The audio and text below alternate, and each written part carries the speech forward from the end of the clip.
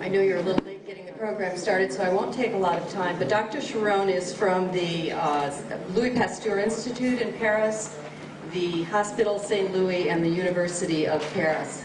And he's a famous immunologist, and he, along with his team, created a system for extracting the white blood cells from your blood, your immune system essentially, and cryopreserving it.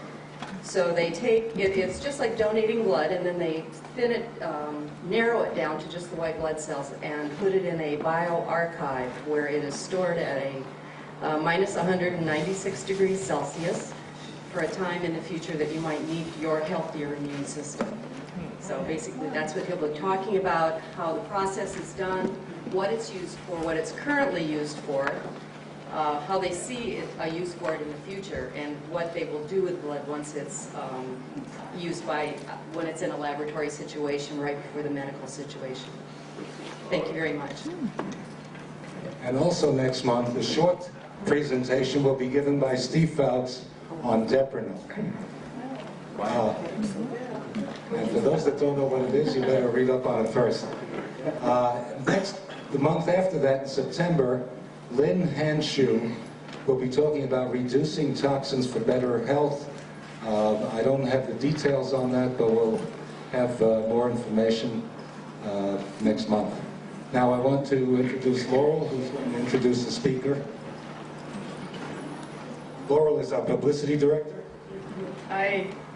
The speaker is Jim McAffee, who's very near and dear to my heart as he got me into nutrition some 20 years ago. So let me tell you a little bit about him. And I apologize for being nervous. I didn't know I was going to do this.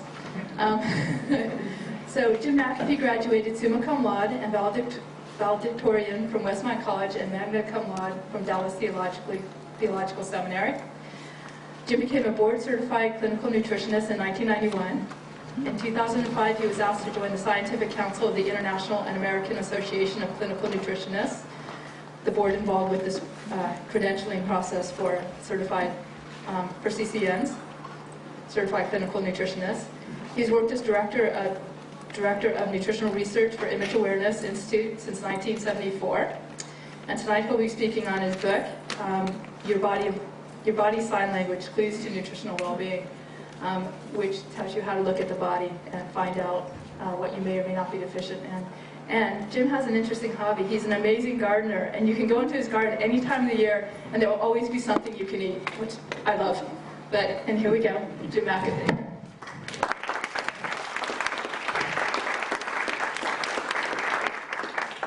Thank you, Laurel. And I thought I would just do a little preliminary to show you where I come from. So this is a picture of my garden. I have a little irrigation canal behind the house. And then I've got over 50 different kinds of fruit trees that I enjoy. I have people that enjoy the garden and also animals. We have quite a deer problem. So I just went home for lunch a couple of days ago and took that photo, and the deer happened to be standing there behind the garden looking in.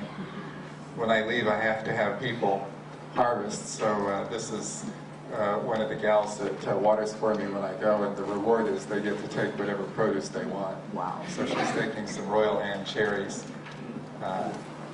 or Queen Anne cherries. I have 3 different varieties of cherries. This is a bird-proof cherry on the right. I try and grow the things that the birds won't go berserk over.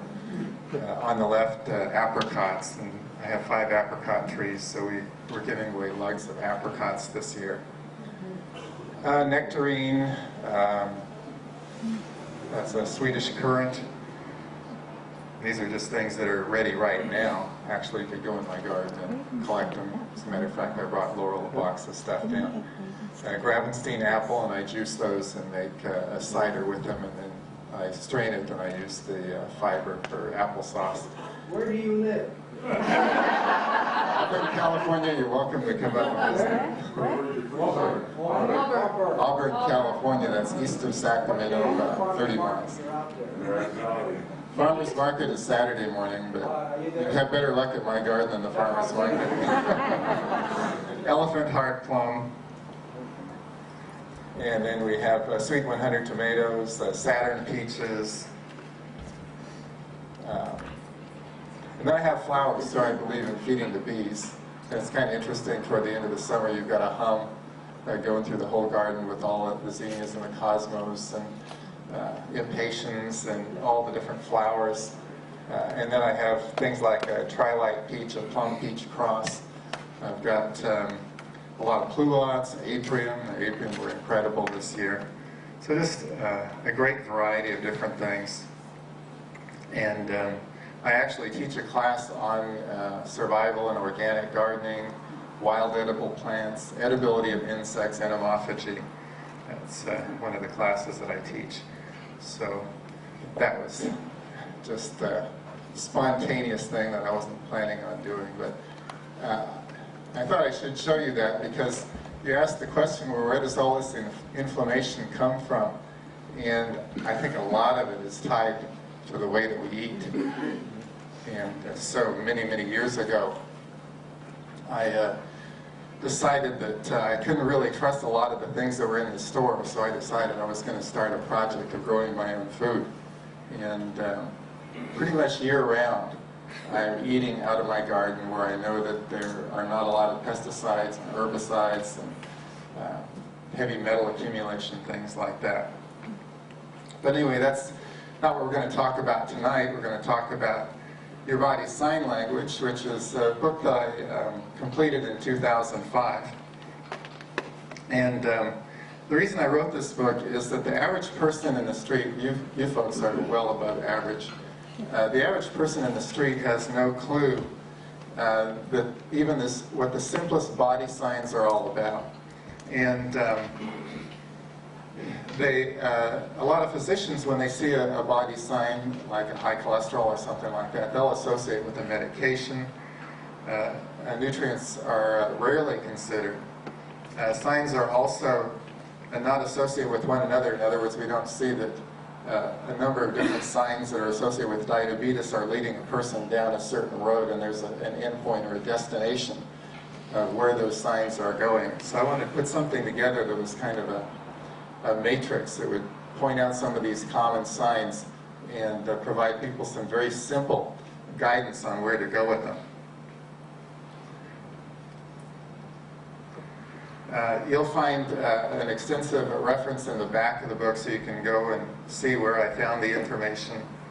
I want to point out that these signs are a matter of percentages, some of them very high incidence of the associated factors, some of them lower. But for example, with diabetes, there's quite a few different signs. So if you start piling those up, you've got an increased risk of having a problem there.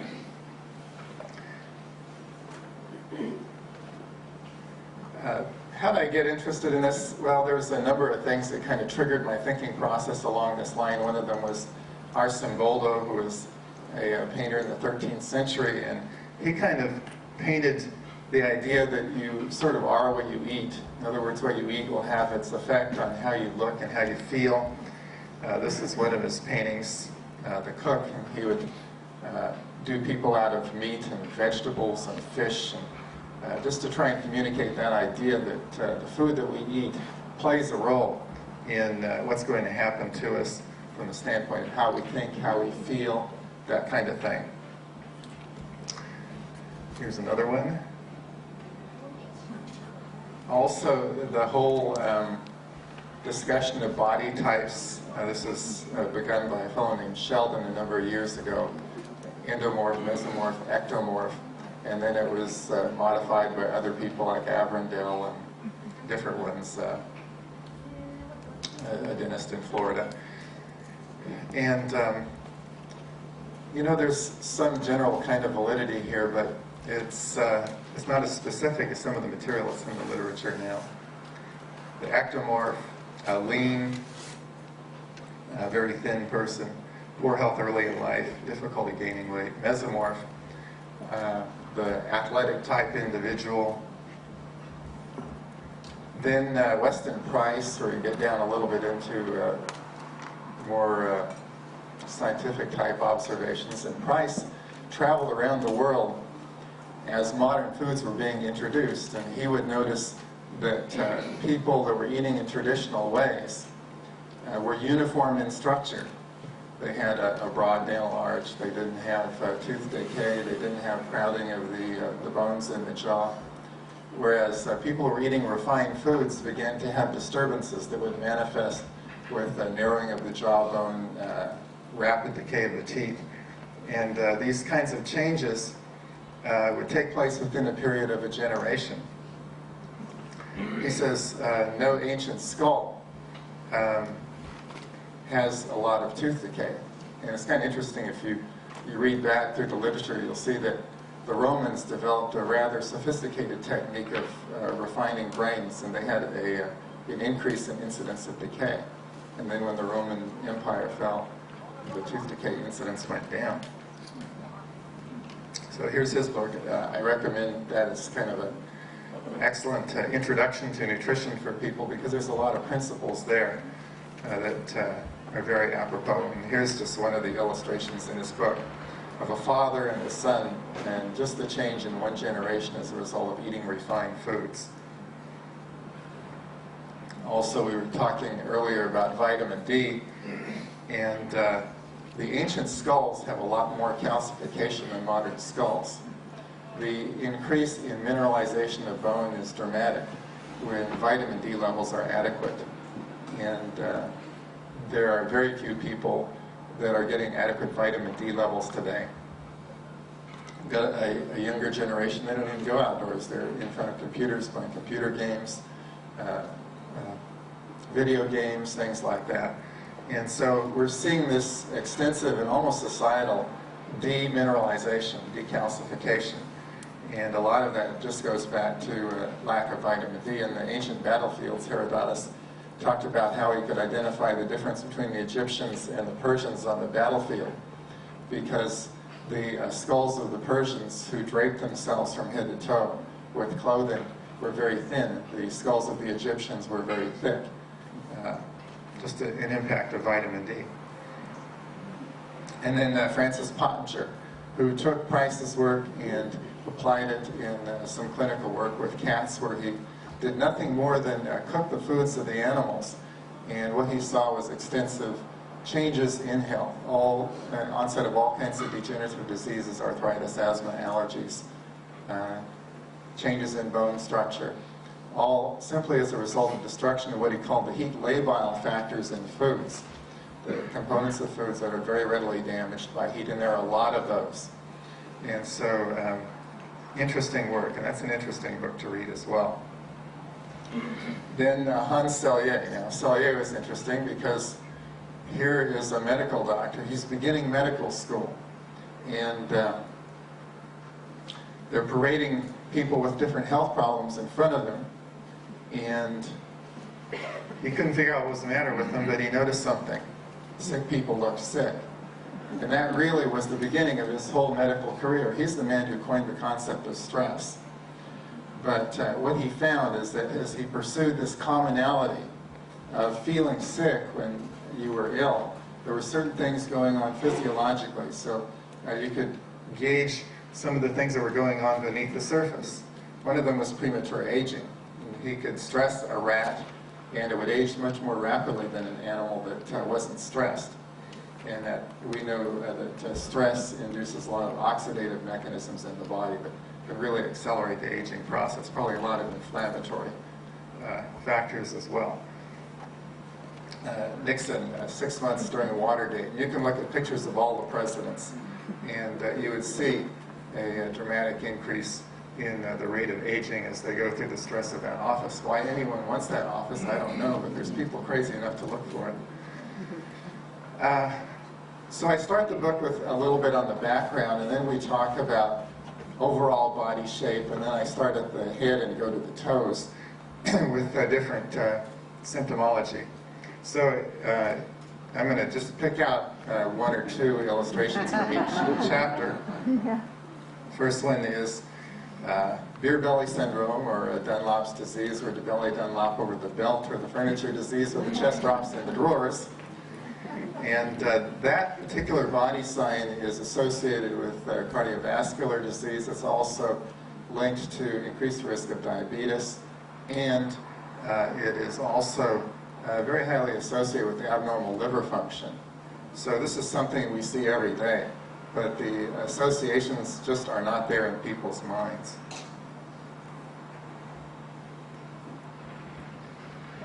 Let's skip through some of this. There is a formula that I have in the book where you can actually calculate what the hip-to-waist ratio is. And this is a good predictor of whether you have this particular sign or not. Also, just a general rule, if a man's belt size is 40 or greater, a woman's is over 38, that's a clue that that particular sign is apropos. And of course, the greater the measure there, the greater the risk. I like to be equal opportunity. So there is an association between an abnormally thin waist and increased risk of Alzheimer's disease.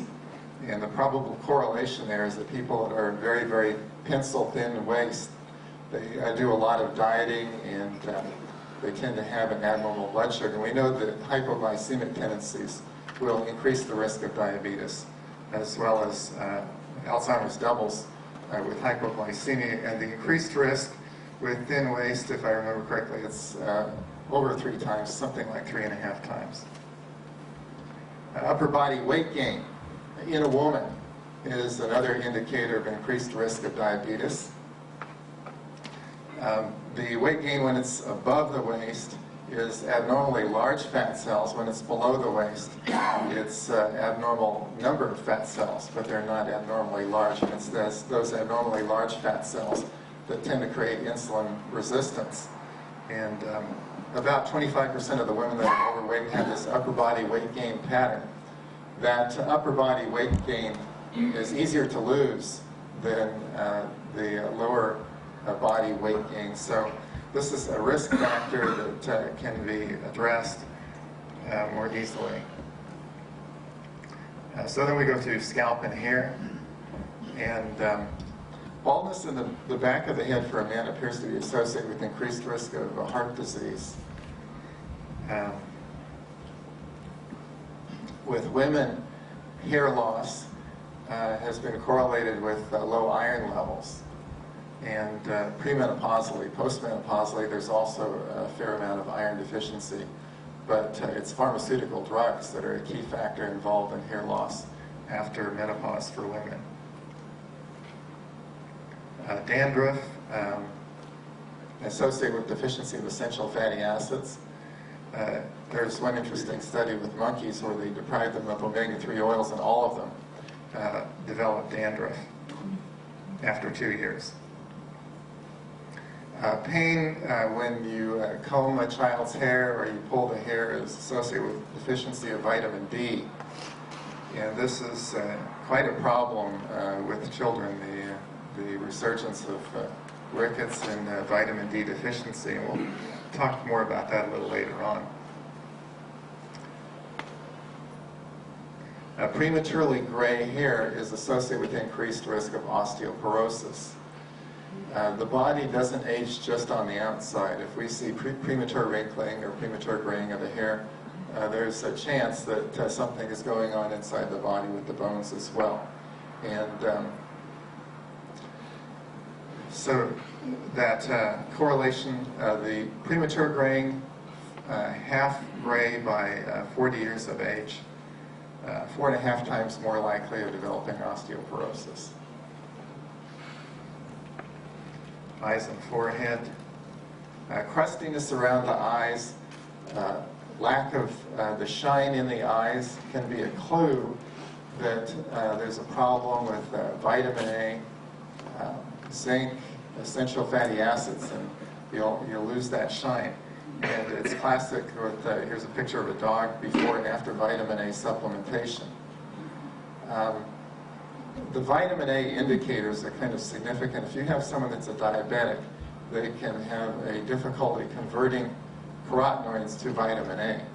So if they don't have a source of vitamin A in their diet, like butter, they run a good chance of developing a deficiency there, and you'll start to see some of this type of symptomology. The crease in the forehead, the furrows, up and down furrows associated with increased risk of ulcers,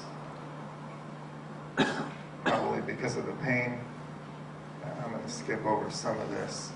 I should point out that there are, we now know that ulcers are associated with H. pylori, and there are some phytochemicals that are very effective in counteracting H. pylori.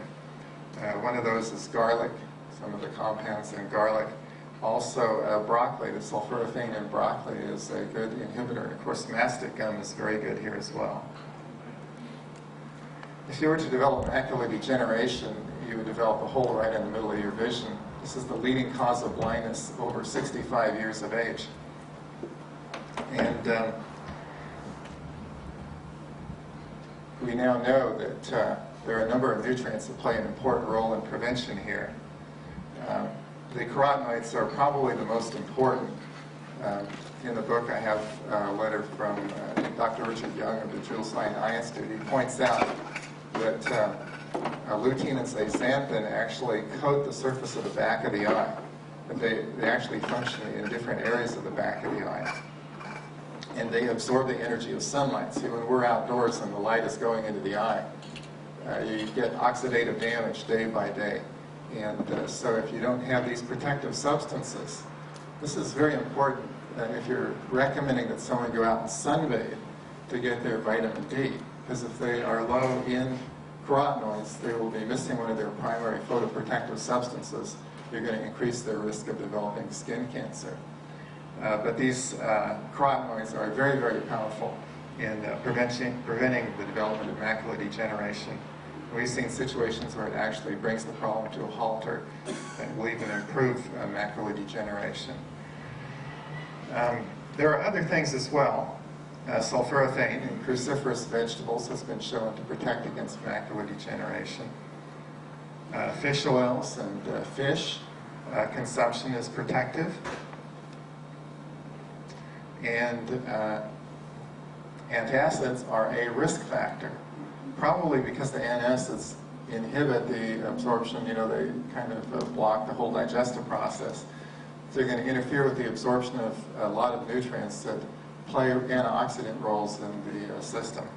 And so you're going to increase your risk of developing problems there. And this antacid problem is a big one in our society. It's a multi-billion-dollar industry today. Nearsightedness is associated, the more rapidly nearsightedness is developing, the more rapidly a person will tend to develop tooth decay.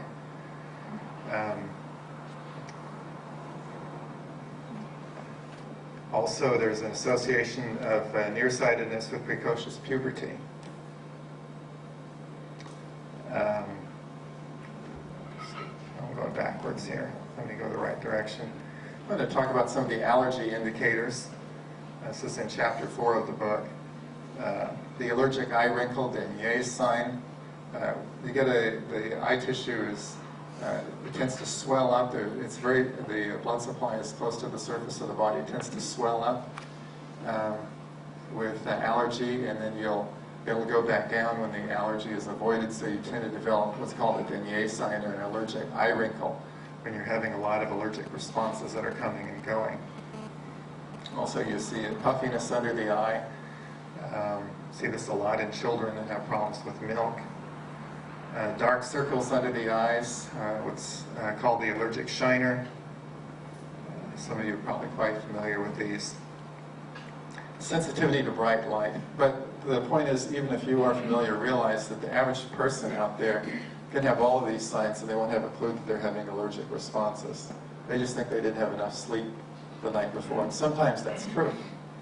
I have a whole talk I do on sleep because between 1960 and 2000, we lost an hour to an hour and a half of sleep per person on the average. And there's probably a lot of reasons for that. Sensitivity to bright light can be an indication of a weak adrenal. Dr. George Goodhart used to test his patients in this way by shining a light in the eye, and what he noticed is that if a person had a weak adrenal, the iris would contract but it wouldn't stay contracted. It would then relax, or it would alternately contract and expand. And that's a function that's controlled by the adrenal.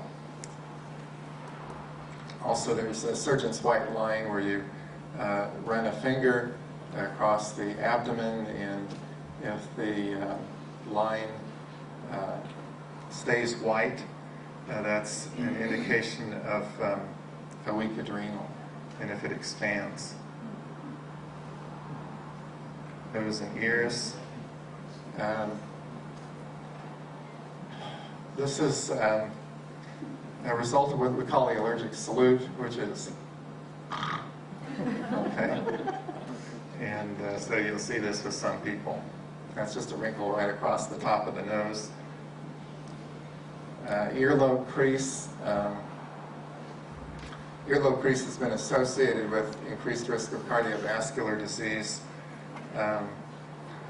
The blood flow is close to the surface of the body in the earlobe, and so it's felt by some that if free radical damage is going on in the circulatory system, it's going to manifest by a wrinkling in the earlobe as well.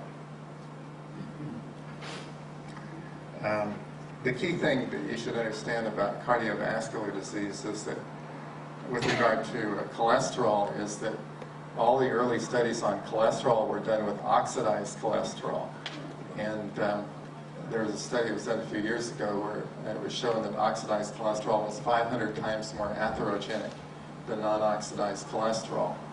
So it's not necessarily the eggs that are the problem, it's the powdered eggs, the aged meats rather than the fresh meats that are going to really feed into this whole cycle of oxidation and inflammation.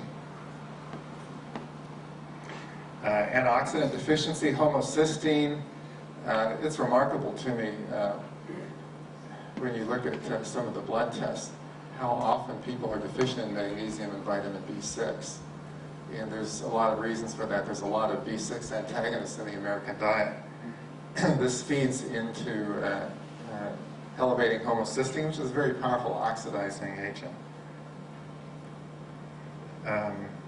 C-reactive protein and all the inflammatory markers contribute tremendously to increased risk of heart disease. And then endocrine disturbance. There's a correlation between, an inverse correlation between testosterone levels and risk of cardiovascular disease. So as men get older, this is really something that should be checked, and it rarely is. It's usually overlooked as a factor. Little cartoon says it will work for testosterone. And just low testosterone on its own will contribute to diabetes, high blood sugar, high blood fats, high blood pressure. And yet when someone goes into the doctor with those problems, oftentimes what they get is a separate medication for blood glucose, for blood fats, and for blood pressure, rather than looking for the underlying cause. I really enjoyed the dinner time and the chance to talk with some physicians that really try and get to the bottom of what's going on. Phospholipids play a key role in maintaining normal hormone chemistry, and sometimes that's overlooked. Runny nose. The most highly correlated factor in one study was chocolate. I run the risk of getting driven out of the room by ladies making that comment. Is this why excess mucus in general? I think there's a number of foods that can create problems with increased mucus and also runny nose. I have a friend, he had a runny nose all the time. He was able to control it with large quantities of vitamin C, but he had some allergy testing done, found out he was allergic to white potato, and when the white potato went out of the diet, the runny nose disappeared. So sometimes it's just a simple thing like that. Chocolate tends to create problems for a lot of people because the way it's normally ground, it has sharp cutting edges, and it can tend to lacerate the intestinal lining and then initiate leaky gut phenomena. When we come to the mouth and mouth breathing, Dr. John Dr. James Gary reported that mouth breathing results in 20% more carbon dioxide, 20% less oxygen in the blood. And this phenomenon is very common. He found a large number of American children have this problem. You can just look at someone when they're sleeping and see whether they're breathing through the nose or through the mouth. And when that oxygen level drops in the blood, the ability to think and to focus and to concentrate really declines. You have canker sores. The mucosal tissue is the first tissue that comes in contact with the food. So oftentimes you'll see the first clue of intolerance there. Canker sores oftentimes are a clue that the food is not well tolerated. And there actually is a rather high correlation between continuous canker sores and intolerance to gluten. So if someone has that symptomology, it's a good idea to do a trial of avoidance of gluten or to do some testing to see if there's a gluten intolerance. Cracks at the corner of the mouth can indicate a deficiency of vitamin B2. Also can be a marker for dehydration. Many older people are using medications that dehydrate them, and they'll start to get the cracks at the corner of the mouth. No one picks up the fact that they're chronically dehydrated. And that dehydration has tremendous repercussions for overall health. I just refer you to a book by Batman Galish called Your Body's Many Cries for Water, which just provides a good little summary of some of the benefits of adequate hydration with purified water. Crimson crescents in the throat, that can be a common factor in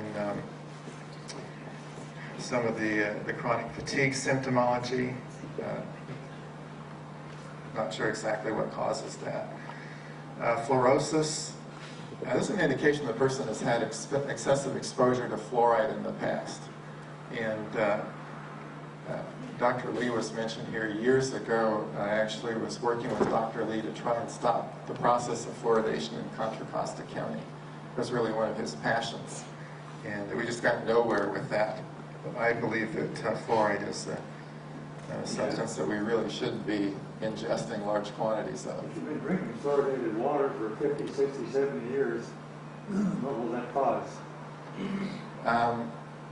Well, that's kind of what this next slide is about. I should point out that the effects of fluoride will vary with nutritional status. There are certain nutrients that help a person to tolerate fluoride better.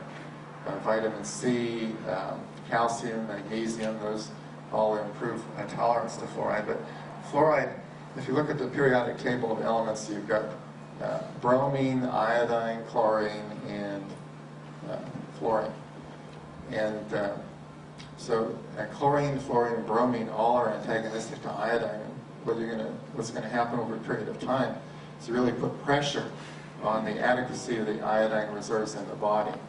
And iodine is not involved just with thyroid, it's involved with other hormones as well. So you're going to have a disturbance of the entire biochemistry involved there. And bromine is added to white flour. You have fluoride in toothpaste and in water, and of course chlorine is added to the water supply. So we have exposure to all of these things on a pretty regular basis by a majority of the population. So iodine is something well worth checking in people. And there are a lot of links between low thyroid function and the development of autoimmune diseases, viral infection, things like that. Your overall physiology just doesn't work very well when the thyroid isn't functioning, because you need the energy of the thyroid gland for all the other hormones to function properly. So 150 different symptoms and disorders, and I've got Rhoda Barnes here, but there's a lot of work in different places. Also, fluoride has a very strong affinity for hydrogen, so it can actually disrupt the DNA and do damage there. Then we go on to the teeth and mercury. Just look in the mouth and you can get an idea of, at least some idea of what the mercury load is on someone. And that should be taken into consideration when you're working with them. We move down to the neck.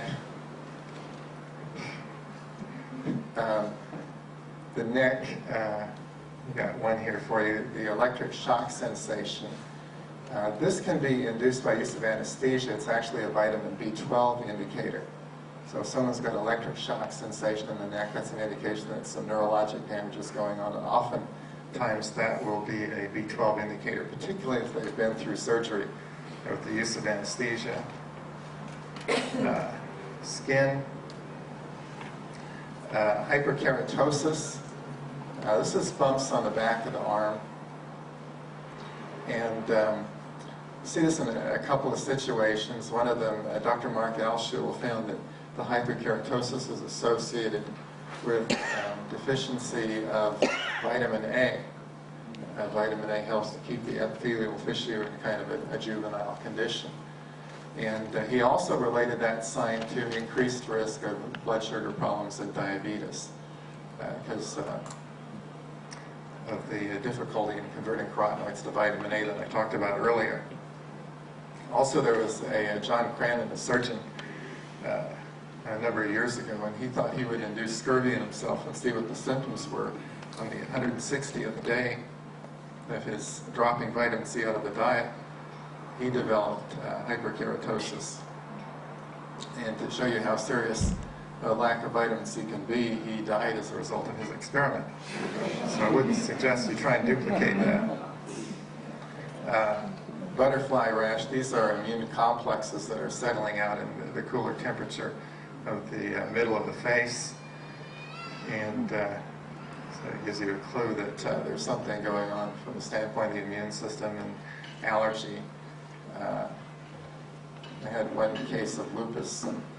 We just dropped gluten out of the diet and milk, other common allergens, and did a little bit of supplementation. The gal's lupus titers completely disappeared within a few months. Some of the early work, they used thyroid to treat lupus. So this iodine connection may play a role there as well. Some of you may know more about that than I do. Calluses. William Kaufman found that vitamin B3 deficiency would result in calluses that had a kind of a brown, dark pigmentation, brown or yellow pigmentation. So that's something to think about. You can also get callusing just from, like I play guitar and I would develop calluses there. But if a person is deficient in vitamin B3, those calluses will be thicker and heavier than they would with a deficiency, without the deficiency.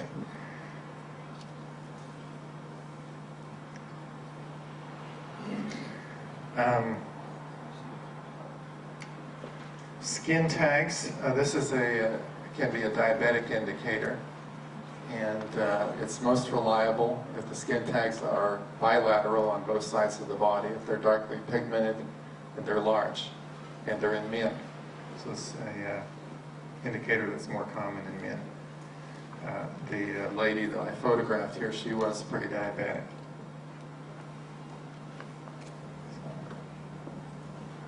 Hands and fingers, we've got the Haberdine's nodes, characteristic of osteoarthritis, which is a wear and tear condition.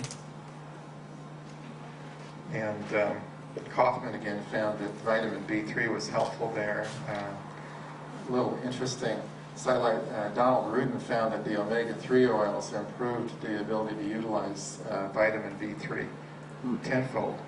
He was working with the niacin flesh. So these nutrients work together, and I like to see people get a broad spectrum kind of nutritional support, first of all from diet and then with supplementation. Rheumatoid arthritis, there appears to be a infectious component to that. There have been a number of different organisms suggested. Here's one of them, Proteus mirabilis. Carpal tunnel is associated with deficiencies of vitamin B6 and B2. This was work of Carl Folkers a number of years ago. I had a young man come in one time. He had carpal tunnel syndrome. Just been to a doctor who told him, don't let anyone tell you that nutrition will help this. And so I don't know why it came to me, but he did. I like to find out what people are doing in their lifestyle so we can correct bad habits. And so I said, well, what's your beverage consumption? He said, I consume a lot of coffee. And I said, how much is a lot? He said, several pots a day. And so I explained to him that caffeine is a diuretic, and it can actually reduce levels of vitamin B1 and B6 and calcium and different nutrients. So we had him cut way back on his coffee, and we did generous supplementation with B complex and a couple of other nutrients. And within 12 weeks, his carpal tunnel was gone. That was probably about 15 years ago. He's never had any further problems. And he was so bad, he was losing the ability to support his family. Dupuytren's contracture. This is it's a callousing in the palm area, and that is a diabetic risk indicator. Rather high correlation there. Flattened fingernails. This can be associated either with iron deficiency or hemochromatosis. So it's a good idea to try and figure out what's going on there. A quick early warning test.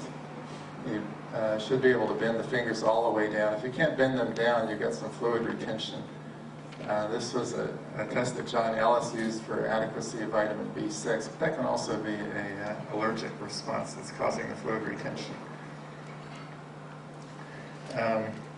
There's a lot of symptoms that go along with B6 deficiency.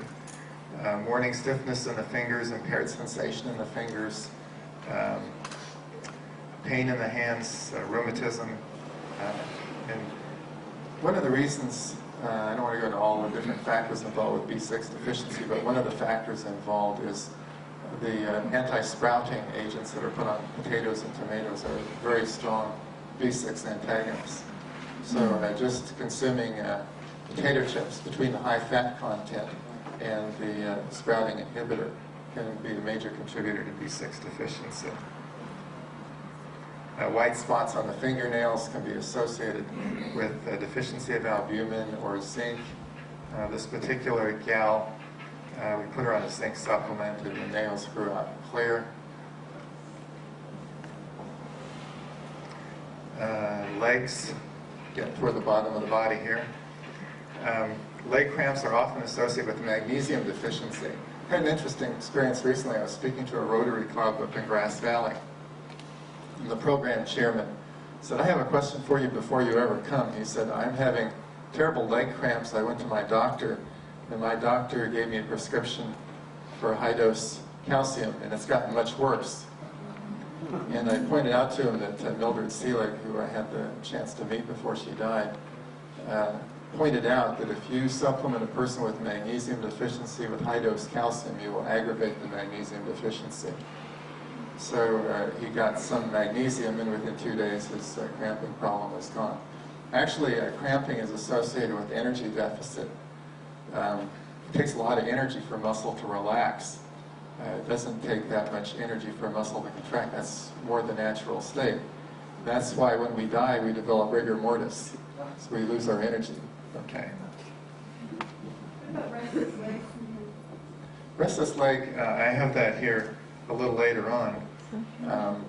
But a restless leg can be associated with magnesium deficiency. Sometimes it's associated with iron deficiency, particularly in older people. And this is one of those, there's also a very high correlation between restless leg and high caffeine consumption. What would you recommend as a good source of magnesium? Epsom salts? Yeah, leafy green foods would be the basic. Fish and nuts are good sources of food sources of magnesium. And then Epsom salts, I like to use the chelated magnesium. Magnesium glycinate. That's good. Here's some of the indications of magnesium, and this is really a very, very common problem. Irregular heartbeat, numbness, tingling, sweating, rapid heartbeat. You get irregular heartbeat, mild to severe confusion, disorientation, hallucination, paranoia. That is a nutrient that, you ask people, I like to look at what people are eating. It's very rare that I have someone come in that is consuming at least 2 servings of greens a day. That's one of my basic nutritional recommendations for people. Raw, preferably. Raw, preferably. I tell them they can do 1 cooked, 1 raw. But raw is better. There's a little sign called Shavastek's sign where you just tap below the zygomatic bone here, and if someone has a serious magnesium deficiency, you'll get a contraction of one side of the face. That's in a lot of the nutrition books. Nutrients that improve cramping, hydrochloric acid. The reason for that is that if you neutralize the stomach acid, and we're talking about antacids here as much as anything, if you neutralize the stomach acid, you're going to impair the absorption of calcium and magnesium. So you're going to have that energy deficit. B complex, surprisingly, 86% of people in one study were helped with B complex. What's the link? Energy production again. Vitamin E and other antioxidants, protecting the energy producing machinery of the body, the mitochondria. Sometimes iron will help, and then essential fatty acids have been used also to treat cramping. So a lot of things, but a common underlying mechanism of boosting energy production. Neuropathy, second most common symptom of gluten intolerance. And that's something that's rarely checked. So it's worth knowing about. And if you have neuropathy, try an avoidance of gluten and see if it doesn't improve. Also, neuropathy is a common diabetic indicator. They have used fish oils in treating neuropathy rather successfully. They use a lot of other things too. Alpha-lipoic acid is classic for neuropathy. Also, I like to look at the fat-soluble antioxidants, carotenoids, vitamin E, lipoic acid. Those are all very helpful. And also, vitamin C is good. Another common cause of neuropathy is heavy metal poisoning or exposure to toxins in the environment, herbicides and pesticides. I have a friend in Atlanta. He went home on his lunch actually at the end of the day, and he thought he'd go out and lay in his backyard. Unbeknownst to him, they had come through and sprayed the grass with Dursban. And he developed a degeneration where he has been a complete invalid since that time. Osteoporosis is tied into demineralization. A lot of young people are just loading up on the sodas, which the phosphates in there bind up all your magnesium. This was talked about earlier. Vitamin D, very, very common factor. It's estimated that a person with low vitamin D intake will absorb only 1/3 to 1/2 the calcium into the bone of someone with adequate vitamin D status. So this is the key factor involved in osteoporosis. And you're lucky enough in this group to have people that know that. Also, vitamin D has been shown to be as effective as oral medications in blood sugar. Restless legs we talked about. Elimination.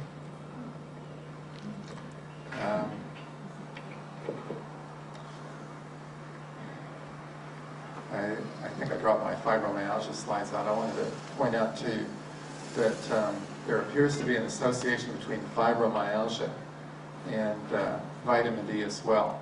And the different people that I've read that work with vitamin D, anywhere from 50 to 93% of the women that they check with fibromyalgia are vitamin D deficient. And when you don't have that vitamin D, you not only don't get the mineralization of the bone, but the bone matrix becomes kind of rubbery and it swells up. And that swelling, there's nerves all around the long bones in the body, so you get pressure on these nerves that radiates pain throughout the body. And then we kind of move in the end of the book into constipation here. And this is really something that is underestimated in all the medical books. When I look at the ion panel with people, so often you'll see dysbiosis, and a lot of that dysbiosis is associated with inadequate fiber intake and chronic constipation. There's 11 major health problems at least that are tied into inadequate fiber intake. One of them is hemorrhoids. It's been suggested that Napoleon lost the Battle of Waterloo because he had a hemorrhoid attack right at the crucial point in the battle. Just to show you what an effect that can have. If you eat beets and the urine turns pink, that's a clue that iron deficiency may be involved, and you can kind of confirm or deny that with a little discussion that's in the book. Also, chewing ice all the time can be a clue that someone's iron deficient. Stool bulk is very important. The Africans have a saying, big stool, small hospital, small stool, big hospital. And there's a lot of truth to that. So many of the problems that we have in the United States are avoidable. The average American gets about 8 to 12 grams of fiber. You really should have at least 25 grams, even better 35. Some of the African natives, they'll consume up to 100 grams of fiber a day. So we need to be eating the foods that have that nutrient. Soluble or non-soluble? Need a blend of both. You know, there are all different kinds of fiber. There's soluble, insoluble, pectins, and each one of them confers different health benefits. So I like to have people do multiple sources of fiber. Transit time, very, very important, and you can actually gauge this and measure it by eating corn on the cob, or there's other ways you can do it. The food should move through the body in 18 to 24 hours. The average American transit time is 3 days. Some people are 5 days. And it's not that if you're eliminating every day, that is not a gauge of transit time, because it's from the time you eat the food till the time it leaves the body. What about the Bainbridge reflex? What's that? What about the Bainbridge reflex? I'm not familiar with that. That's when you eat something, your bowels move, and it causes a bowel movement. Yeah. And how would that relate to transit time? Well, it relates to your digestion, trying to put the pieces together. The primary stimulus for elimination is the pressure of food in the bowel. So, yes, there's no doubt about that. And so as you increase the bulk of the stool and the fiber, you will speed the transit time. Yeah, that's true. Yellow urine after taking vitamins. I've had people come up just paranoid because their urine turned yellow. And actually that's been used as an indication that the vitamins are being utilized. And if you're taking vitamins and the urine is white, that could be a clue that there may be something wrong with those. Your body's just not utilizing them. There are, I talked to some people who are doing testing on supplements one time. They had a time-release product that had sat in the artificial digestive tract for a week and had never broken down. So you want that urine to turn yellow. Appetite and digestion. Chinese restaurant syndrome is associated with B6 deficiency. Depression. Depression can be triggered by exposure to cytokines, specifically interferon alpha. And these people had a manic phase as well as the depressed condition for 5 days after consuming the food they were allergic to. Depression is the most common symptom of gluten intolerance, so it's well worth looking at if someone is depressed all the time. Also, milk is a common contributor to depression. Estrogen appears to play a role in depression as well. There is an association between consumption of both sugar and caffeine and depression. So this coffee generation, they may be setting themselves up excuse me, they may be setting themselves up for increased risk of being depressed by all those cafe lattes. There's an association between omega-3 deficiency and fish oil. And usually what I try and do here is we try and get people to change their dietary patterns so that they're not consuming all the arachidonic acid, which is a pretty potent substance. So we try and switch the beef from grain-fed to grass-fed. And if we can lower the intake of the inflammatory fats, we don't have to use large amounts of fish oil in order to get results. There is an association between amino acid deficiency and depression, and a lot of the amino acid deficiency you'll find in people that are taking antacids, they're actually blocking their ability to digest and absorb amino acids. So, common factor there. And then vitamin C. Vitamin C is involved in neurotransmitter production. And they did one interesting study where they took 12 women that had tried to commit suicide, and the common denominator in all of them was they were all deficient in vitamin C. So, well worth looking at that one. Internal conditions, dizziness when you get up suddenly, that can be an indication of a weak adrenal. That's called postural hypotension. Here's the fibromyalgia work that we talked about earlier. There also appears to be, with fibromyalgia, a lot of allergic response, particularly to very small molecules like sodium benzoate and monosodium glutamate. That work was done by Russell Jaffe back in Virginia. And finally, male and female, the fibrocystic breast disease. John Minton, a number of years ago, found if he reduced the caffeine consumption, the fibrocystic breast condition would resolve.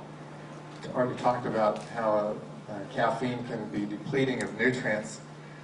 It's kind of interesting because with this particular condition, they have been able to induce fibrocystic breast disease by blocking iodine utilization and to resolve it with iodine supplementation, which makes me wonder if the methylxanthines or something else in caffeine doesn't interfere with the iodine utilization. One of you might have more insight on that than I do. I think that's the end. So,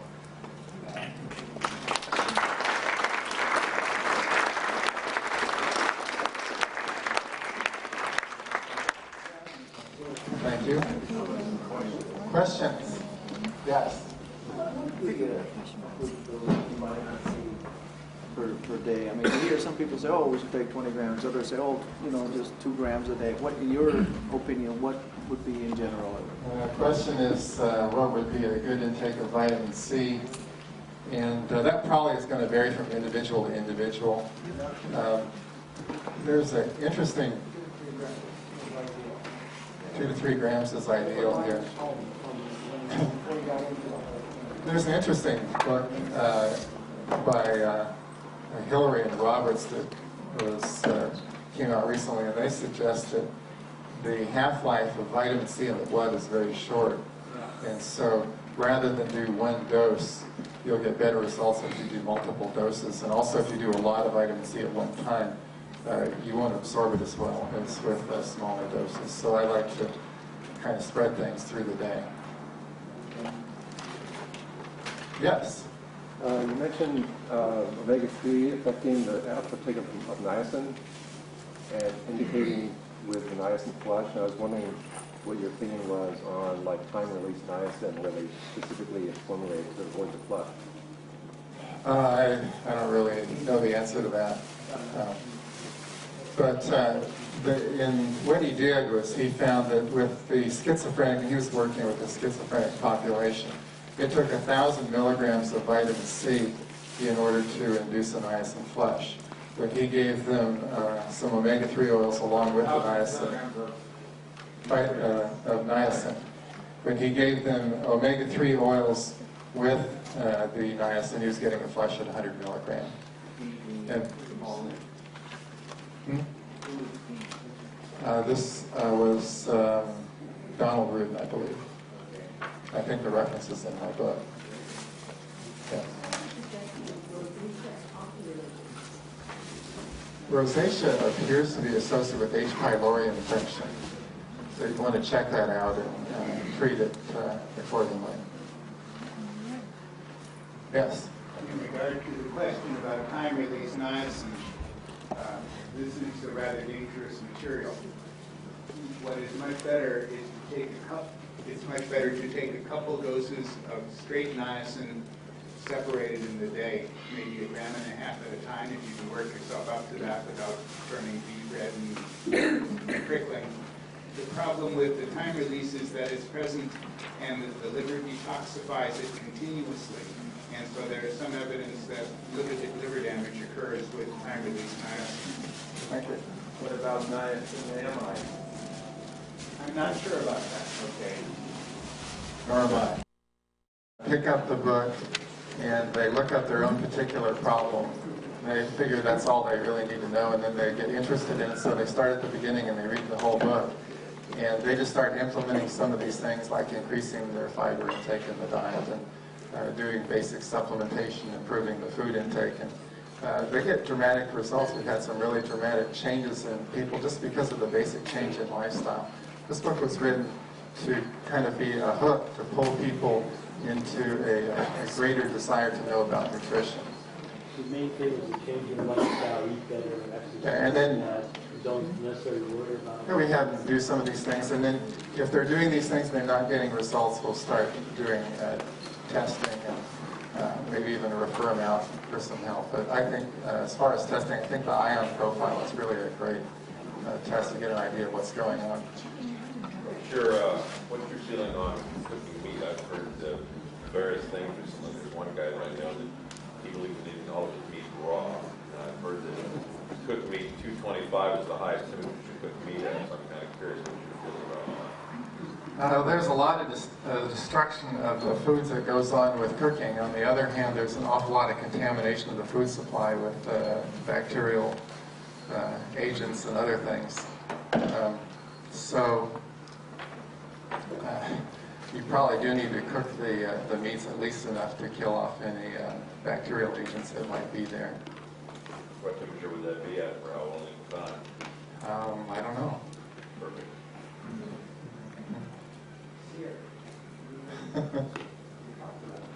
Yeah, why don't you share that with them? I know we talked about it. You should always, like Steve said, is sear the meat just like you would do with ahi or something like that. So you keep the inside raw, but you cook the outside, so you kill most of the whatever it is. Also, a little side note there is that a dog has. You might kill bacteria on the surface, but there are all kinds of other parasite things that are all the way throughout the meat. Yeah, we have a problem with meat in this country. I want to point out also something very important you should know, and that is that if you're low in hydrochloric acid, that is your protective barrier against contamination of foods. And they've done studies, for example, they did one with salmonella where they measured the reaction to salmonella poisoning, and they found that those with adequate hydrochloric acid were sick. They had about 1 liter of diarrhea a day. They were sick for just a few days. The people with low hydrochloric acid, they had 3.5 to 10.5 liters of diarrhea a day, and they were sick for twice as long. It was 7 to 14 days as opposed to about 6 days for the people with the adequate hydrochloric acid. And so if you're going to eat rare meat, things like that, you better have adequate hydrochloric acid production to protect you. How do you do that? How do you increase it? Well, if you look, there's a little note in the back of my book that most people never notice, and it talks about all the different nutrients that are essential for hydrochloric acid production. There's a lot of them. And so if you are deficient in nutrients, you're going to have a natural decline in hydrochloric acid. And I've got a discussion in there of bad breath and bloating and belching and burping. Those are all common indications of low hydrochloric acid. So if someone is low, you can augment that with betaine hydrochloride, or you can, and I should talk about something else here too, you can also give them the nutrition that they need to produce their own hydrochloric acid. I see a phenomena rather commonly. I had a young man, he's about 20 years of age, and he was on these powerful antacids, and he'd been on it for a year, and he was getting sicker and sicker and sicker, proton pump inhibitor. And so I started questioning him about his lifestyle. He came from the south, he always had to have iced beverages with meals, and real cold temperatures will inhibit the hydrochloric acid production in the stomach. And so when you have that glass of iced tea or ice water with your meal, you know, this is why they say you go down to Mexico, and I watched all my food, but I drank the water, and the ice cubes in there were contaminated. It wasn't the ice cubes, it's the fact that the ice cubes were inhibiting the hydrochloric acid production in the stomach. And so we got him off the iced beverages with meals. He was able to go off all the antacids. Felt fabulous within a matter of just a couple of weeks. You got to correct the lifestyle habits that create the problems. Is my time gone? Okay. Thank you so much for the time to talk to me. Thank you very much. Really excellent. I totally agree with the very last comment that you made, that one of the, you see all of the commercials on TV for acid blockers, and it's too much acid, and we're a whole society of too much acid. And in fact, really what I find is exactly what you're saying, is that actually most of my patients don't have enough acid. It's your first barrier. It's the barrier that helps you absorb all chemicals and calcium and magnesium. So the last comment there was a good one to end on. If the small intestine has the right osmolarity, it will also defend against parasites and things like that. I want to thank everybody for coming tonight. I want to thank you for listening to everybody.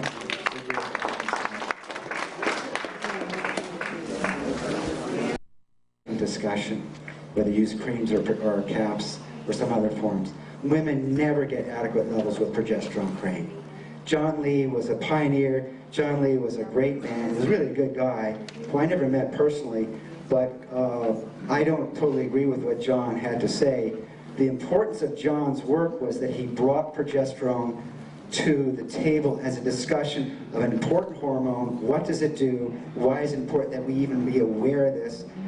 If you go to every gynecologist will tell you progesterone is only important for having your period. Once you've had a hysterectomy, you don't need it, i.e., they don't know a thing about what progesterone does. So natural progesterone is important. What John Lee said was a good idea, and it moved the art forward and the science forward, but I don't totally agree with what he had to say in its entirety.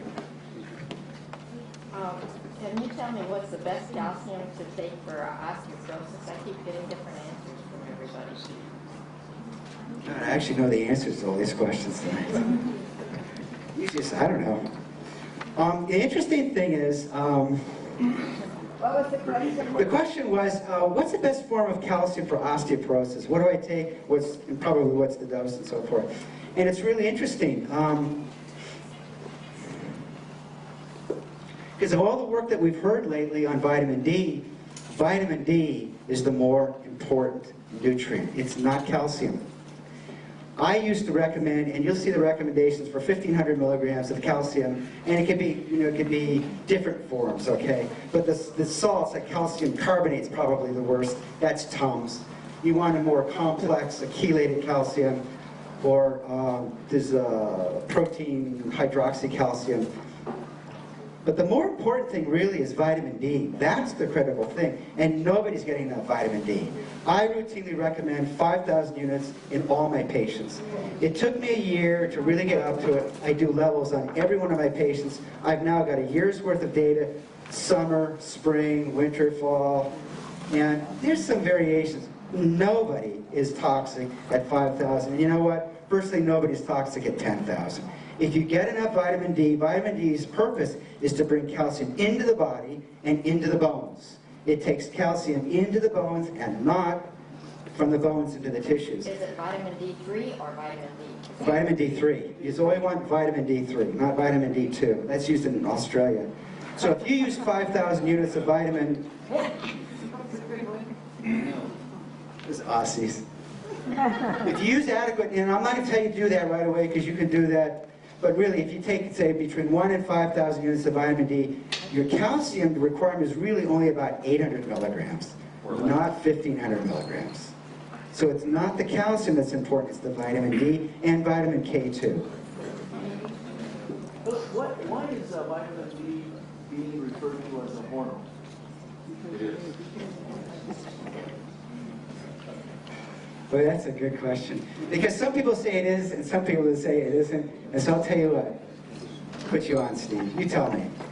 Because vitamin D really is a vitamin, but it's not really vitamin, so people think of it as a hormone. You know, semantically, I'm not sure what to call it other than vitamin D is the closest that I know of because of all the work that I've done, because of Bill Grant. We really have Bill Grant to thank for really bringing this to our attention. But it's the closest thing that I think to, and you got to watch out for this. This thing does everything. When you hear that, be careful. But we're pretty close. I mean, I tell every one of my patients vitamin D really it has a major effect on prostate cancer, breast cancer, colon cancer, osteoporosis, heart disease, multiple sclerosis, viral illnesses, and improves mood. That's a lot. Do you have anything to add, Steve? Osteoporosis. I said osteoporosis. Bill? Well, regarding the hormone, there's two forms of vitamin D in the body. One is the circulating form called calcidiol, and the active form that does the work, the calcium is more powerful, and that's calcitriol, and that's the hormone version. So there's several processes, but it's the active form. Thanks, Bill. So, are there any guidelines we can look up, like on the internet or something, that give us an idea that if we're so high or so old, so many kilograms, take a concoction of vitamin D with calcium, for example, this percentage of D and this percentage of calcium? The question is, you know, is there any place that you can see on the internet where we can see what's the right dose for a certain weight and age and so forth? The problem with vitamin D, as with a lot of things that I deal with, is every source is going to tell you something different. The government's going to tell you 1,000 units, but I've been told that behind the scenes, you know, the guys who really have been studying this, they'll tell you 10,000. And some people will tell you 5,000 like me. Everybody's going to give you a different dose. I can only tell you, I'm pretty fastidious about this. I do levels on every one of my patients. I know what the toxicity is, and nobody's getting toxic at 5,000 units. Nobody. But I will tell you a little secret, because you won't read this anywhere, and it'll explain something interesting. Vitamin D either comes from a fish source or it comes from another source. Most of the vitamin D out there is coming from another source. What is that source, Bill? It's coming from sheep's wool. It's coming from lanolin. It's all lanolin based. Now it turns out that I've done this. I've asked every one of my suppliers, give me a COA, certificate of assay, and they will not report lanolin in any of the constituents. That's pure vitamin D. Pure. They will not report it out. Well, the problem is, like latex, there's a real high sensitivity to lanolin in wool in the population. And you know what? At a certain level, we all have it, I think. And so when I take vitamin D, and a lot of my patients take vitamin D, some know this, some don't, because I already experienced this. You get a rash. And so you get this weird kind of rash that I cannot figure out where this is coming from. It's probably from the lanolin and the vitamin D. And usually it kind of goes away and it moderates, but it'll just really stump you. So it's not a reason not to take vitamin D, though. What is pharmaceutical grade arginine curiosity? The question is, what's pharmaceutical grade arginine? Oh boy, I don't know. Because, you know, people ask, what's pharmaceutical grade anything? What's pharmaceutical grade DHEA? What's pharmaceutical grade vitamin E? And there may be a specific definition of that. To me, really, it's, in a sense, a lot of these are conventions. What's the purity of it? It's really a purity issue. And in some ways you might, and I don't know this, but you might be able to look up the USP, because USP originally was the US Pharmacopoeia, and the US Pharmacopoeia was a way of determining the purity of any drug or nutrient. And it also was a way of assaying that. So USP was a way of assaying and a way of determining it. So if you get testosterone USP, that means US Pharmacopoeia, it's been certified as being pure stuff. So when we say pharmaceutical grade arginine, it probably just means A, it's arginine, and B, that it's got to be of a certain quality grade. There is no pharmaceutical standard for arginine. It's a Food Chemical Codex, FCC grade, or there's USP grade, and none of them have some advantage over others in terms of pharmacological products. It's like, as long as it meets one of those standards, it's considered suitable. Well, the reason for the question was that I found that Pendergrass, that his name Joe Pendergrass, he left Formar, I guess it is, the company that has Cardio Cocktail. And I called up and I asked why he left. And they mentioned to me that he found out that they did not have pharmaceutical grade arginine, and I thought to myself, well, that's intriguing. Because he came in here, gave us a whole spiel, and, you know, got us involved with Cardio Cocktail and, you know, all that kind of stuff. So if somebody leaves, you know, from one marketing company to another, it has my attention. So that's the reason for the question. That's the reason why I said the answer is sort of more of a semantic question and almost a political question than a purely scientific question. Is it the real thing? It's like DHEA. Is it real DHEA? Turns out a lot of DHEA on the market, I didn't believe it. It actually is not very pure. I also wanted to mention the possibility that some people may not need to take much calcium at all if they're taking high-dose vitamin D, particularly if you've got calcification of your soft tissue. If you've got hardening of the arteries and things like that, you may want to take unopposed vitamin D for a period of weeks or months or longer to pull that calcium out of your soft tissues into your bones before you then start adding more calcium to your program. Good idea. Did you hear that? What Steve said actually is really important because it's part of something that I have been talking about for the last 2 years. Vitamin D is really, vitamin D and vitamin K2 are really the essential nutrient that controls calcium flow. And as we get older, the problem is we're all petrifying and rusting. And what that means is calcium is coming out of the bones and into the tissues, arteries, and valves. And that's what I've been concerned about. And so calcium, the vitamin D and vitamin K are the major controllers of it. So what Steve's saying is, in a sense, vitamin D ends up being a really interesting chelating agent. As we get older, that you got a huge load of calcium in your arteries and your tissues, and it may be for a short period of time. I don't know. I've never actually hadn't thought about it quite this way. But you do not need as much calcium if you're taking adequate doses of vitamin D. But it acts like a chelating agent, in that what you're trying to do is get that flow to where it was when you were a kid, which is all the calcium is going in the bones, and not in the tissues, arteries, and your valves. How do you take it? All at once, or meals throughout the day? Or? You know, vitamin D is one of these strange vitamins where, again, you listen to anybody, you listen to 5 people and they'll tell you different ways. I do it daily. Other people tell you to do it weekly. So some people do 50,000 a week. Other people tell you to do 50 or 100,000 every quarter. So it can be done daily, it could be done weekly, it could be done quarterly.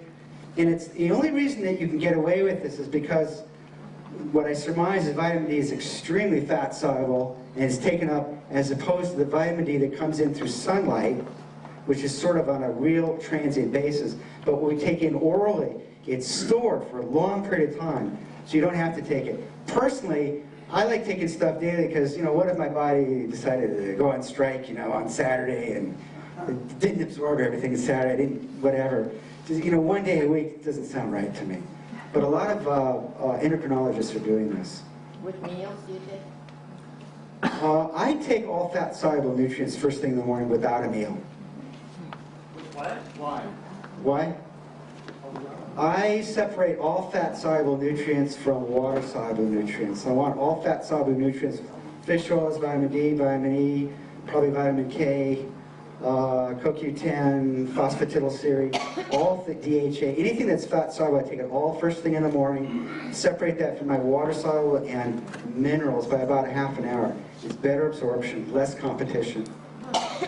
I would suggest vitamin D in the morning, and only in the morning, based on my experiences with 50,000 unit doses, where once I took it at noon and had sleep impairment issues, and once I made the mistake of taking it about 5 o'clock in the evening, and it was horrible. Now that's high dose, and I don't notice it with 5,000 units, but I suspect that there's a calcium mobilization that happens early in the day up until noon, that as the sunlight builds up, that's our natural vitamin D cycle, and my advice is, if you don't know any better, go with nature. There you go. My doctor had tested me for my calcium, and I was way too high in calcium. So she wanted to reduce the calcium because it was going up and down. When she reduced the calcium, I said, what about my bones? She said, I can give you Vaniva. I said, I don't want Vaniva. So I told her, I said, would you please test my vitamin D3? And she said, it's not necessary. I said, yes, it is to me. So we tested the vitamin D3, and I was so depleted of vitamin D3. And I stay out in the sun very little, 20, 30 minutes. But the sun does not, your body does not absorb it long enough for it to stay like the D3. So I went on 5,000 milligrams of the D3 first thing in the morning. And within 2 months, she said, keep up the good work, man. This is fabulous. I'm glad to see that your D3 is starting to stabilize. So it was working, but I took 5,000 milligrams a day. Units. Let me, it's 5,000 units. 5,000 units, I'm sorry. And there's a conversion to milligram.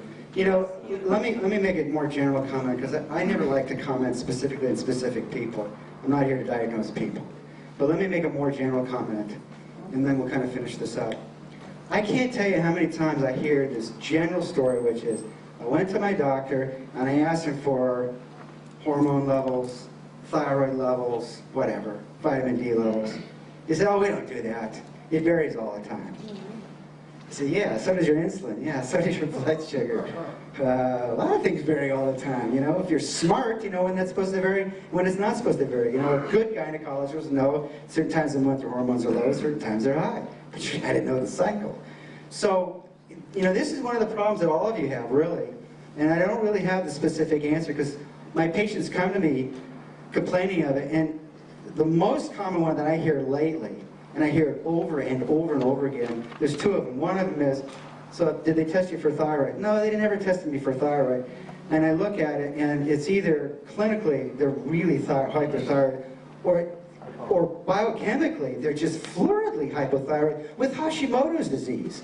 I mean, like, they really got disease and they've never been tested.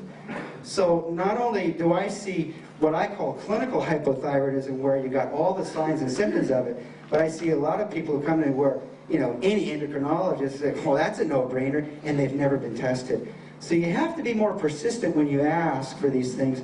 And probably the best way for all of you is you can't be heavy-handed, you can't demand it, but you have to be persistent, and you have to say, you know, this is the reason why I want to do it. If you're really, really hard-headed, you know, a lot of docs will just stiffen up and say, I'm not going to do that, just to be arrogant. So you have to be persistent, you have to be your own patient advocate, and to say, there's the reasons why I really want to know this. And most docs at certain points say, okay, fine, we'll get it for one reason or another. But you do have to do that. The other one I hear all the time is, no, we don't test for hormones anymore. They vary, and we just give you the medicine. We just give the hormones. That's why you come see me. One more question. You also give... On the back here. I was recently diagnosed with ALS by an HMO that offers condolences and comfort. What would you do to attack the You know, I'm not sure, I don't have the magic bullet, okay, but let me, I'll tell you two quick things, okay? That's one of the topics I'm going to cover today. Are you okay? Dystrophy, ALS, MS, let me just tell you two quick things on this, okay? You know, I had neurology training, and during my neurology training, my father had MS. And during neurology training, and throughout, I've hardly ever seen anybody diagnosing him as a new case of MS. Maybe a couple of cases, but I've seen a lot of ALS. So my own experience is ALS is more common than multiple sclerosis, but it may be the same frequency. There's some new things with stem cells that have blown me away just in the last couple of days. What they're doing with MS, it might be applicable for ALS, I don't know.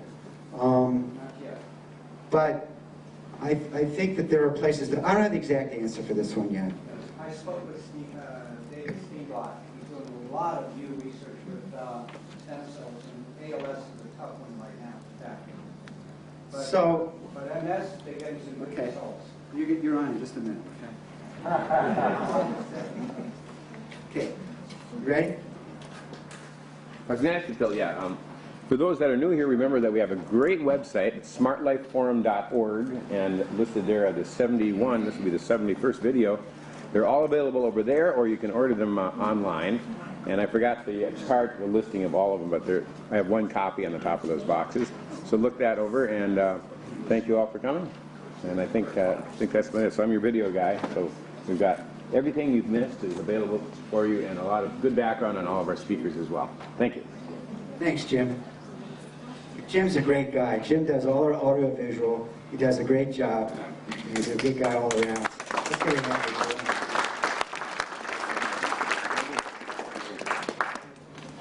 And you're in San Francisco, aren't you, Jim? That's correct. Yeah. Cute little place. Okay, I'm going to introduce our resident comedian. You know, I used to, Donald got a kick out of this. You know, I used to say in my practice, I never took anybody over 65 because they don't have the motivation. Well, I met a lot of 70-year-olds who were really amazing people. So, well, okay, I don't take any 80-year-olds because they're getting too old. They don't have any motivation. They're kind of losing it. Then I see guys like Don who can outplay anybody in tennis, and I got a whole bunch of guys, like one guy comes to see me from LA. He's one of the truly legendary radio broadcasters in rock and roll. So I had to kind of change that age too, and have a lady who's 86, who's writing books and doing artwork. So with that, Don.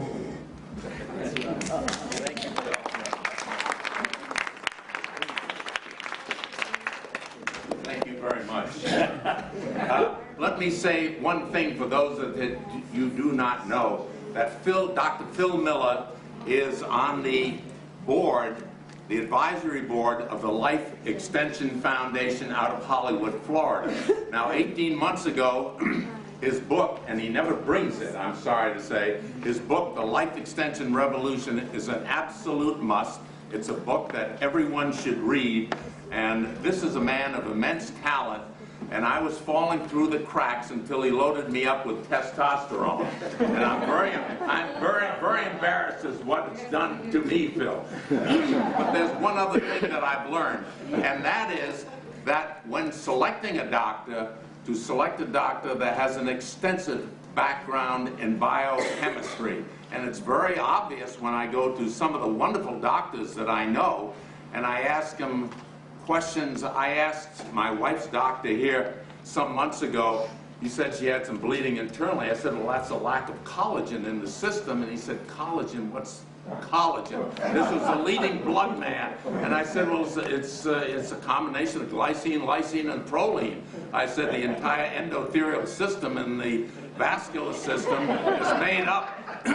And you can get it by taking Knox gelatin if you want to do it the cheap way, and that's glycine, lysine, proline, and vitamin C. But my doctor right here is a man of immense talent. His book is unbelievable. To those of you who have not read it, it's available from Life Extension, and the catalogs, incidentally, are over there. And this is a man of immense talent. He's very modest, but he's writing a new book on the history of medicine. Isn't that correct, Phil? That he's writing a new book on the history of medicine. Secret. I beg your pardon? It was a secret. That was a secret. Well, we'll keep it internally here. Okay. Now on to one other thing, and before we have Pam, our wonderful Pam Zuzak, who has done so much work for us here, and she carries the ball at the state and national level on her thoughts on stop pushing homeopathic or naturopathic doctors away. Now over here we have her thing, which is worth signing, going to Governor Schwarzenegger and to try to treat the people that are doing the real things in a natural way, naturally, okay? Now, I want to give our wonderful speaker, because in this room we consistently and constantly have so much talent. A lot of it comes from the medical people, from the professionals, as you all know. And I mean, this is a treasure chest of information. We have people that know absolutely nothing about medicine. They read, they learn, they're tremendous sources of information, so they all exist in this room. And by God, I'll tell you, this is the greatest organization I have ever belonged to. Now, over the years, every time I come here, we have a young fellow that wanted, even from his start, to become a practitioner in the field of medicine. He wanted to work to it. He went to medical school, sat in the first class. The first day he went in there, I think there were something like 26 seats, and there were 28 students. The professor up there, what am I going to do? It was too many. So he asked around the class, how do you make a hormone? This is something we're all interested in. Okay, and his answer was you don't pay her. Okay, so the professor said no. So he was immediately dismissed from the class. He went on the singing circuit, has a beautiful voice, I'm told. And one of his great hits, and you'll all remember it perhaps, is Hats Off to Lucky Charlie Lindbergh.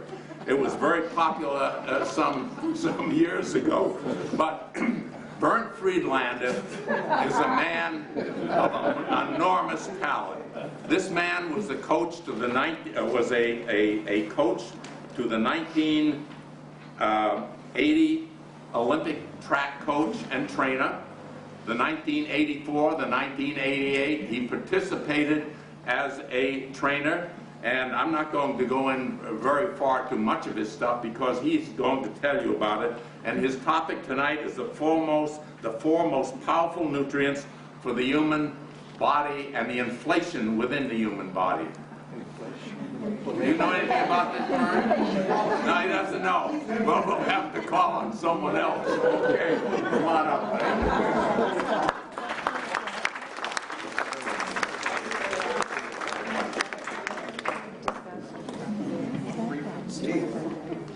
Okay, thanks. I don't know, I'm going to try to cover... Can you hear me? Okay, I'm going to try to cover something exciting new in such a short period of time.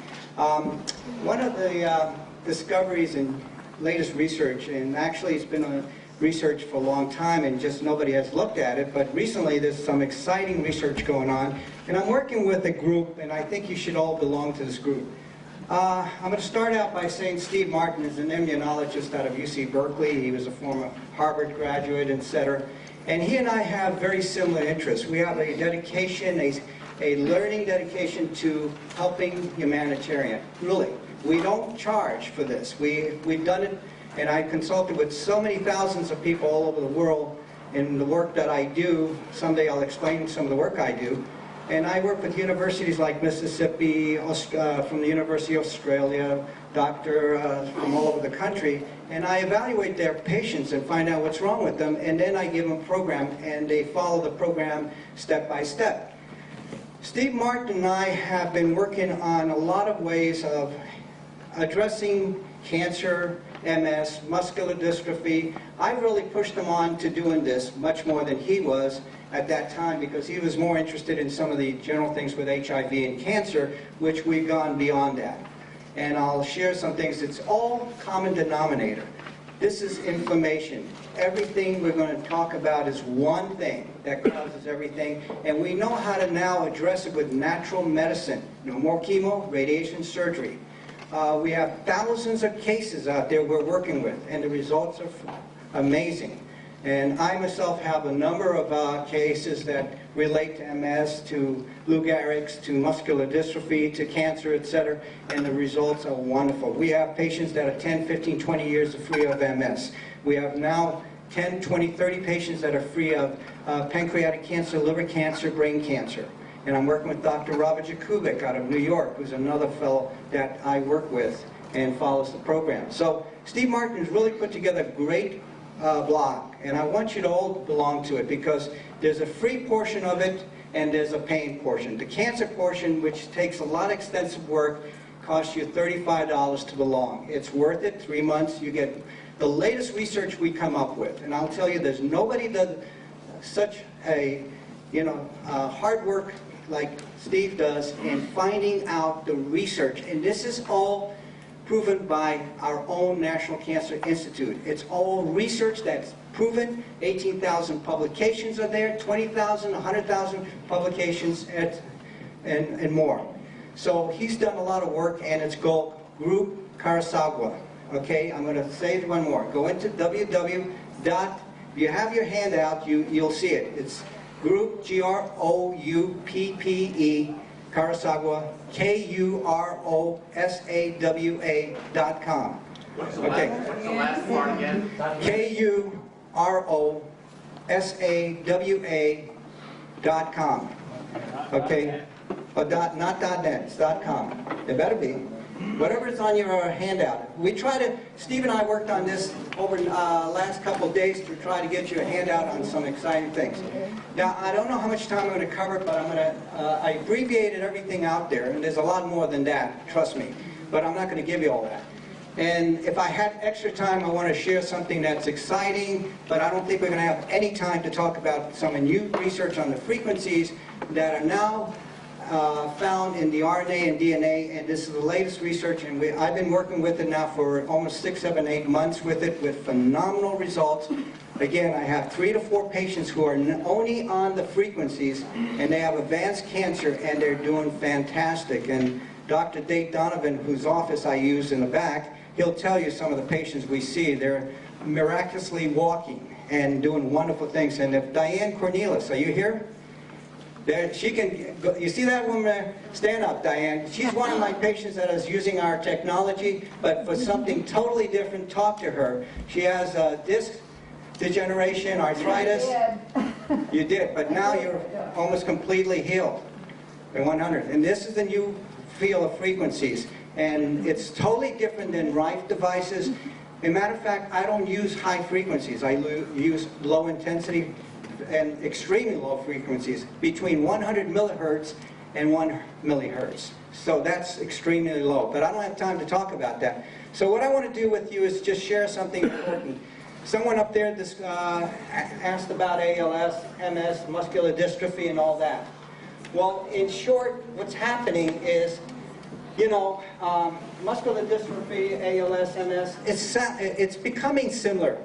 We're seeing damage caused by herbicides, pesticides. I have 3 patients with ALS, and I told Steve about this. And all 3 patients have somehow worked in the chemistry industry or as an, landscape. I have a very, as a matter of fact, one woman came to me, 40 years old. I'll share this with you. She was working in landscape in a Hollywood home that's about a $40 million home.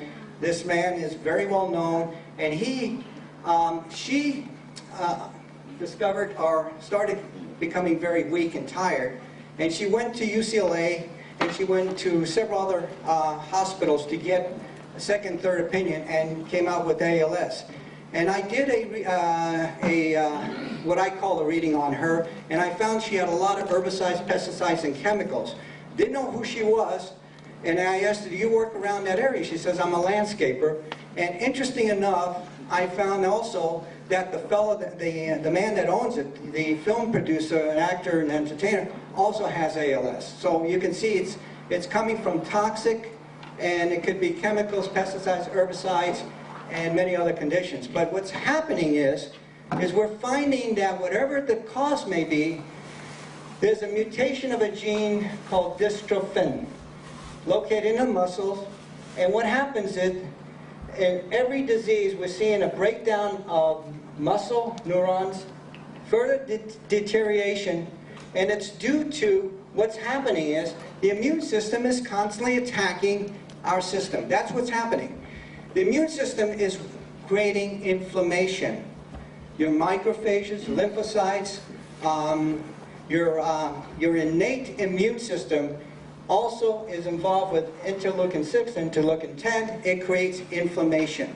This inflammation further breaks down the muscles, destroys a gene called P38, which is found in muscular dystrophy, which further, what happens is this gene breaks down and you have further breakdown and wasting away. So no matter what you do, we found the research that Steve and I have looked into and the work that I've done in the last 30 years, and I didn't know this, I was doing this, but it was just innate that I was doing this. I was working on the inflammation first and resolving that problem. If you cannot stop the inflammation, this will continue to break down. I see that with MS patients, ALS, and all that. It's constantly being broken down by our immune system. Further necrosis, further inflammation. So the key to that, and I'll talk about these components, how we can address that, because it's the same consistent problem we're seeing all the time. And I wrote it down here. If you have a chance, come down here, look at it. It's a little background of all how the necrosis and all that is affected by an inflammation, and the activation of P38 further inflames the whole body. Okay? Now, there's some exciting new research on cancer. Same thing is happening. Guess what's happening in cancer? Inflammation. I want everyone to get a journal. I'm going to give you the journal. It's an important journal. I got a call from a friend of mine. He's a neurobiologist from a very well-known university. He says, Bern, I want you to pick up the Scientific American. Okay, July 2007. Okay, hijacked cells, how tumors explode in the body, defenses, you know. He says, Bern, you've been saying this for a long time, we've ignored you. And this is a guy at UCLA, okay. I lectured there a lot of times there. And you said that, and what it is basically, chemoradiation surgery, guess what it does? It causes further inflammation, okay. But here's the thing that I told, and I said that to a number of my patients here, that I don't want to treat you with immune-stimulating nutrients or drugs. Because in the article, the whole issue is about inflammation as the major cause of cancer growth and spread. And guess what? It's now leading to diabetes and depression. It's all finding that certain properties of our immune system addresses cancer cells. We have the innate and adaptive immune system. Now what happens to macrophage, the mast cells, eosinophils, basophils, all are promoted recognizing this tumor, this situation, and they're going there, and they're creating, and they're releasing enzymes to try to destroy it. One of them is TNF, tumor necrosis factors. And guess what that does? It further causes more inflammation. And you'll find that's happening now with almost everything, is that you have to now block TNF-kappa B. That's the main pathway to inflammation. That is the one that's activated by every single condition. Every single condition. And if you go on the website, you'll see the government research, the NIH, NCI's research on NF-kappa. It's the major study right now, and that's what this article says. Now we have to address every known disease today by addressing inflammation. Number one, and that's the key. Okay, if you block inflammation, you can stop the progression of muscular dystrophy, ALS, MS, because you stop the breakdown of muscle tissues and neurons. Okay, and in MS, you'll find the myelin sheath is being attacked by our own immune system. This is constantly creating more enzymes, lysosomes, etc., that are breaking down and causing more inflammation. Okay, and it's sending the innate system back up to address it, and it's further causing more problems. You got problems in this area of what's happening is the NF-kappa regulates proliferation, invasion, and metastasis of tumor cells. So that's what it does. And that's the key factor in why we have to address that. So all conditions are the result of NF-kappa. Now another thing that's interesting in cancer cells, you have another pathway called the GNK. And what that does, it is the major pro-death. It causes apoptosis. Okay? But that is blocked also by what? Inflammation, NF-kappa. NF-kappa blocks GNK from being activated. And you need that apoptosis in order to kill the cancer cells. And you can't do it until you do two things.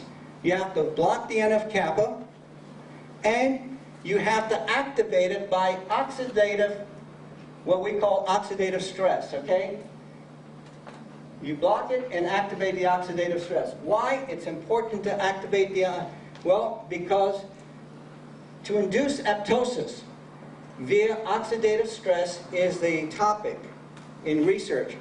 So, yes, and how you do that? Well, actually, one of the ways you can do that is, you know, again, further blocking the NF-kappa will do that, but you can take hydrogen peroxide to do activated stress. We talked about it.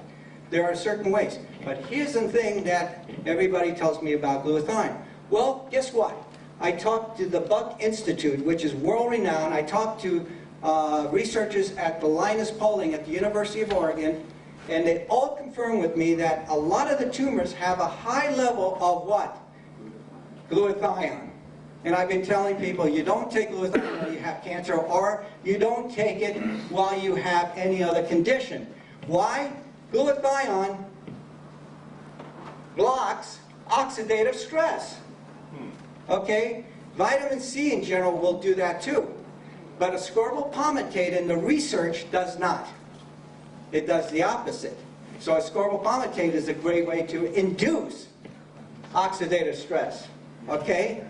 Now the four elements, which is, I'm going to try to make it quick, that we found are the four important elements that are most powerful in inducing what I just put down here, blocking the NF-kappa, inducing apoptosis via the oxidative stress, and in what? Stimulating JNK, which causes cell death. The nutrients are, number one in the list, is feverfew.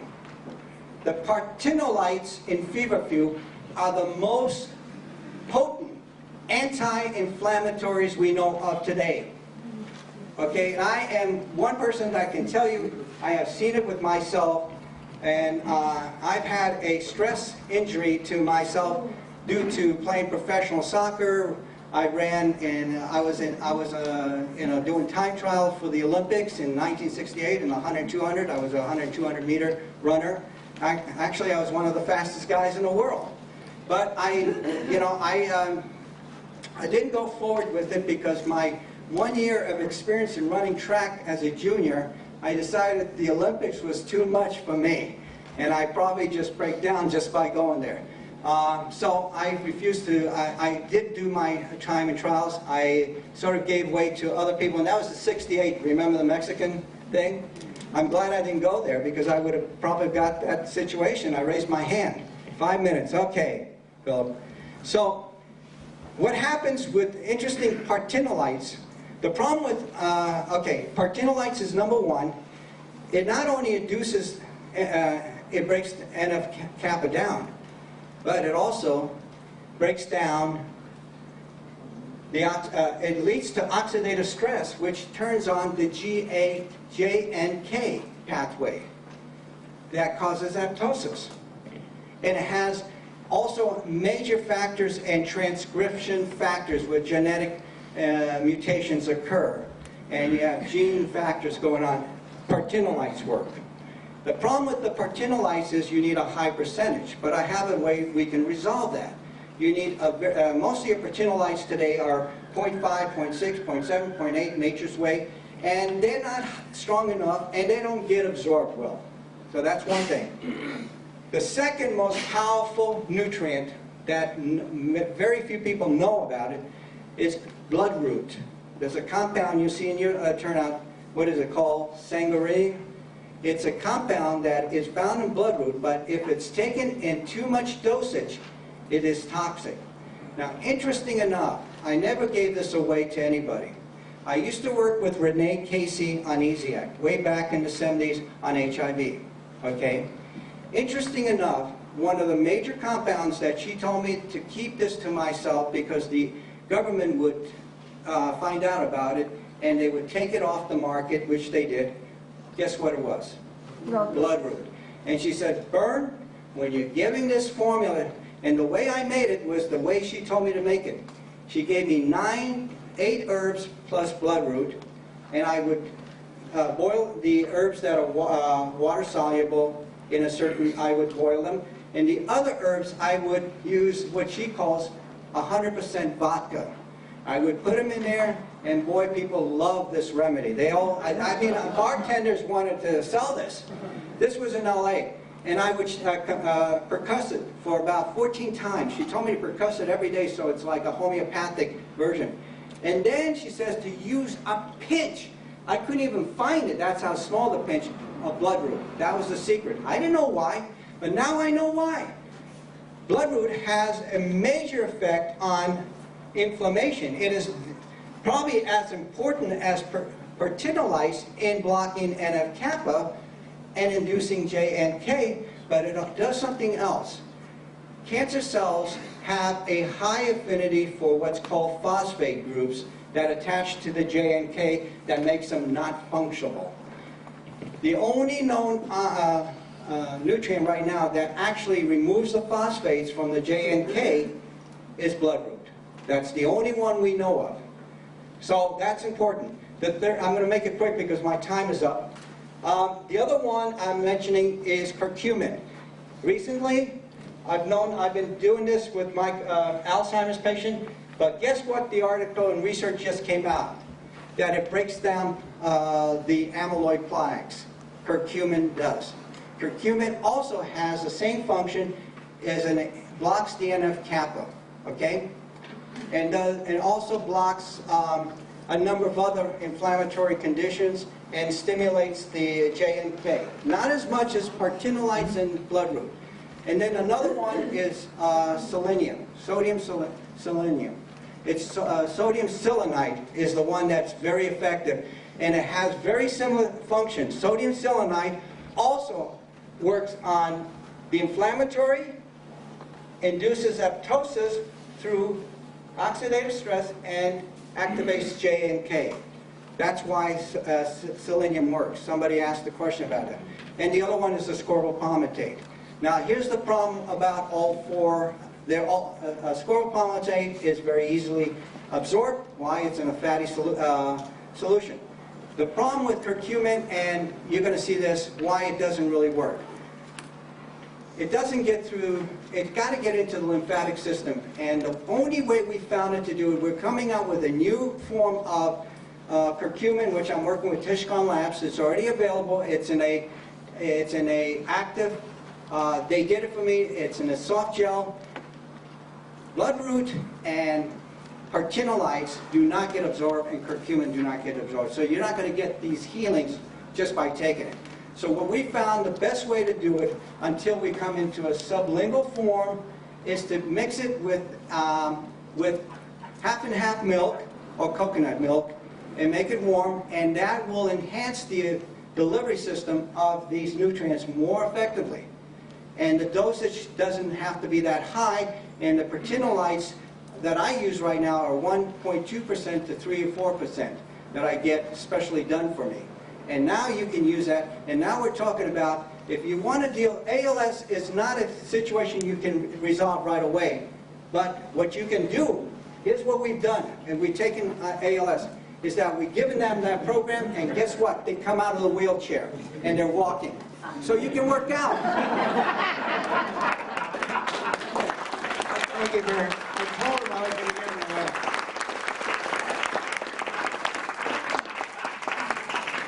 This is an addictive little thing, you see. When anybody gets this, it's like, okay, now I get to talk forever. Thank you, Bert. Thank you, Adel.